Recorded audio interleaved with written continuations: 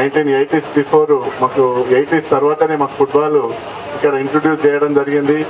కానీ ఈ అనతి కాలంలోనే అంటే ఒక 30-35 ఇయర్స్లో మంచి పరిణతి చెందిండ్రు. మంచి ఆటను స్ఫూర్తిని చూపిస్తూ మీరు ఎంతో ప్రతిభావంతులుగా ఉండి ఈ యొక్క కార్యక్రమాన్ని జిల్లా స్థాయిలో మన మంచిర్యాలలో నిర్వహించడం మీ యొక్క ఆట యొక్క స్ఫూర్తికి ఇదొక నిదర్శనంగా అని చెప్పేసి చెప్తున్నాను.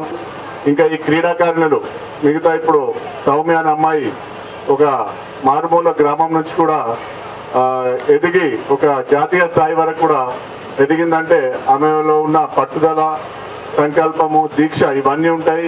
సో ప్రతి ఒక్కరు కష్టపడితే ఎవరైనా విద్యార్థులు కానీ ఎవరైనా కానీ కష్టపడితే సాధించలేనంటూ ఏమీ లేదు.